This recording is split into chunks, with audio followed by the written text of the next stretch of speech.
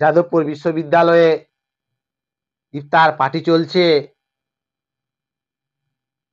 নামাজ চলছে, আজান চলছে, সেখানে কিন্তু কোনো পারমিশনের দরকার নাই।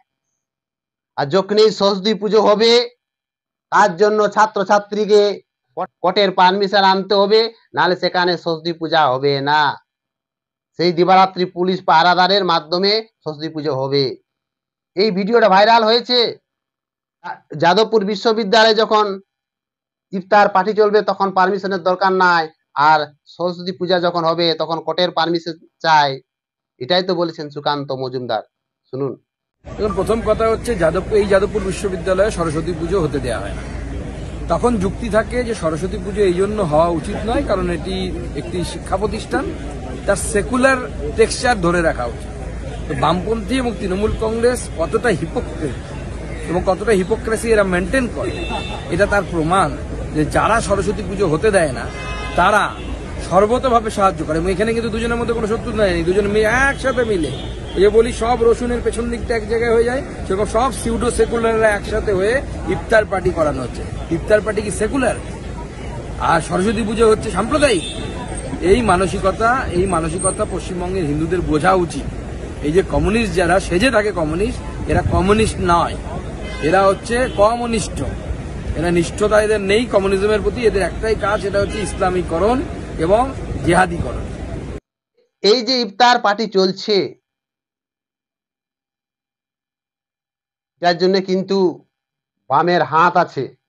বামের হাত না থাকলে বিজেপি নেতারা যাদবপুর বিশ্ববিদ্যালয়ের কোনো কিছু বলুক, বামেরা সঙ্গে সঙ্গে কটাক্ষ করে বিতর্ক করে। আবার হুমায়ুন কবির যখন বলে তখন কিন্তু বামেরা কোনো কটাক্ষ করে না, কোনো কিছু মুখও খোলে না।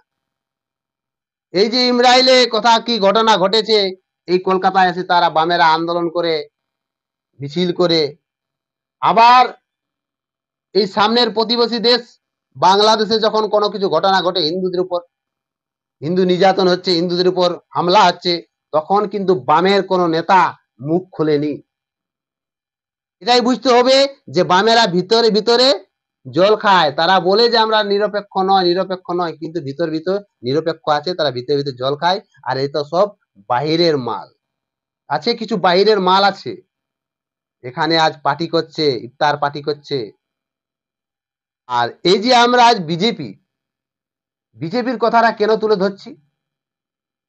বিজেপি হচ্ছে এই সরকারকে ব্যান করতে পারে, এই যে শাসক দলকে ব্যান করতে পারে, বিজেপির একমাত্র লক্ষ্য। তার জন্য আজ হিন্দু একত্রিত হচ্ছে, এই শাসক দলকে ব্যান করতে হবে। আর অন্য কোনো রাজনৈতিক দল পশ্চিমবাংলায় নেই যে শাসক দলের সঙ্গে ফাইট করবে বলে, অন্য কোনো পশ্চিমবাংলায় রাজনৈতিক দল নেই। অন্য কোনো রাজনৈতিক দল যদি থাকে তাহলে আসুক, তাদেরও আমরা সমালোচনা করব। বিজেপি আছে, বিজেপি এই শাসক দলকে পরাজয় করতে পারবে, তার জন্যই আমরা বিজেপির সমালোচনা করি, বিজেপির ভিডিও ভাইরাল করি। তাই সমস্ত ইউটিউবাররা, ইউটিউবের মিডিয়ারা সবাই, আমি কেন, সবাই বিজেপির সমালোচনা করে, বিজেপির ভিডিও ভাইরাল করে। অন্য কোনো যদি এই পশ্চিমবাংলায় দল থাকে তো আসুক, আমরাও তাদেরও ভিডিও ভাইরাল করব, তাদেরও সমালোচনা করব। কিন্তু অন্য কেউ এখনো রাজনৈতিক দল নাই যে এই তৃণমূলের সঙ্গে ফাইট করবে বলে। আছে তো একমাত্র বিজেপি আছে। আর বিজেপি এই সরকারকে ব্যান করতে পারে, পরাজয় করতে পারে। এই বাংলাতে সুস্থভাবে বাঁচতে গেলে, ভালোভাবে বাঁচতে গেলে, উন্নতির পথ পেতে গেলে, বাংলায় উন্নতির বিকাশ করতে গেলে, বাংলায় শান্তি শৃঙ্খলা বজায় থাকতে গেলে, সন্ত্রাসকে দূর করতে গেলে বিজেপিকে ভোট দাও। 2026-এ বিজেপিকে সমর্থন করুন,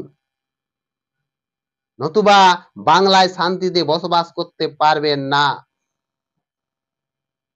আজ দেখুন, সোশ্যাল মিডিয়াতে দেখুন, টিভি পেপারে দেখুন, ওকে আঙ্গুল দিয়ে যাদবপুর বিশ্ববিদ্যালয় দেখুন, সেখানে আজ ইস্তফার পার্টি চলছে বিনা অনুমতিতে।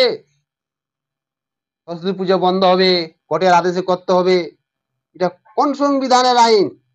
জোর করে যদি মাস্টার মশাইরা সরস্বতী পুজো করে তার পরের দিনে মাস্টারকে বদলি করা যাবে, এই হচ্ছে পশ্চিম বাংলা। তাই পশ্চিম বাংলার মা ভাই বোন সবাই একত্রিত হয়ে জেগে উঠুন। শুধু হিন্দু নয়, আদার কাস্ট সবাই জেগে উঠুন। আর জাতপাতকে তোড়ো, হিন্দু হিন্দু ভাই ভাই, বিজেপিকে ভোট মারো। 2026-এ সবাই জেগে উঠুন। শান্তিতে বসবাস করার জন্য, দিল্লির প্রজেক্ট পাওয়ার জন্য, ডবল ইঞ্জিন সরকার গড়ার জন্য এই বিজেপি একমাত্র পারবে। বিজেপি ভরসা। তাই বিজেপিকে 2026-এ সমর্থন করুন আর 2026-এ বিজেপি সরকার গড়ুন।